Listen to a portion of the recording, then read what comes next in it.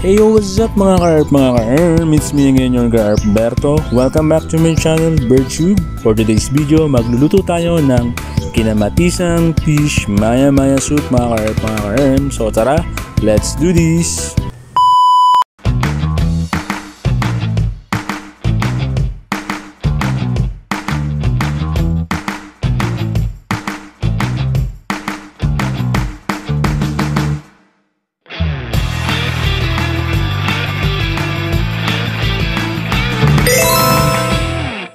Okay, so ito yung mga ingredients na gagamitin natin. Meron tayong salt, patis, pamintang durog, syempre mga panggisa natin, sibuyas, bawang, luya, at syempre yung kamatis, cooking oil, pechay, and siling haba. Syempre yung ating fish maya-maya. Of course, in the cooking pot, tayo magpapainit muna ng mantika dahil magpiprito muna tayo ng fish maya-maya. Ng very light lang.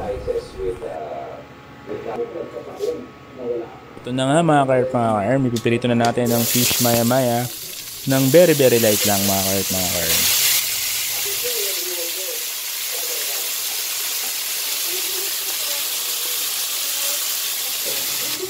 After frying the fish maya-maya, iset aside muna natin siya mga ka-ARM. Ang next step na gagawin natin ay maggigisa tayo ng sibuyas, bawang, luya, and syempre sunod natin yung kamatis. Cook it well mga ka-ARM.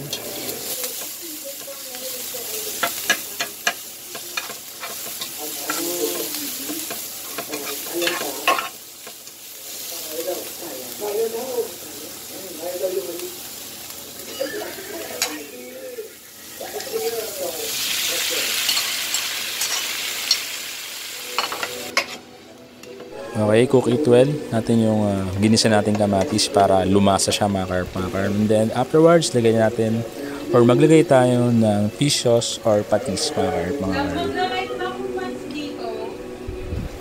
And then maglagay din tayo ng pepper or paminta. Ayan, so halu-haluin lang natin mga ka-ARM. Yung ating niluluto. And then ilagay na natin yung piniritong fish maya-maya mga ka-ARM.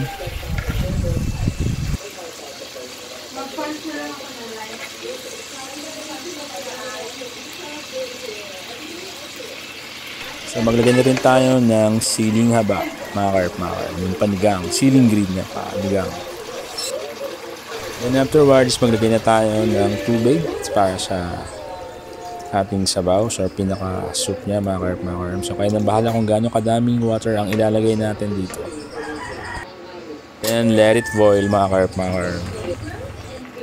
Then finally, lagay na natin yung pechay mga ka-ARM. So pwede rin tayo maglagay dito ng kangkong kung walang pechay or yung malunggay o mustasa. So ayan, ready to serve na yan mga ka-ARM. Na-out ko na yung kalan. So kakain na kami mga ka-ARM. So ito na, luto na ang kinamatisang fish maya-maya. So tara, napanginantay natin. Let's eat mga ka-ARM. Perfecto para sa Holy Week or sa mga umiwas muna sa mga pagkain ng karne. So ito, fish, masustansya mga ka-ARM. Tara, let's do this, kain na!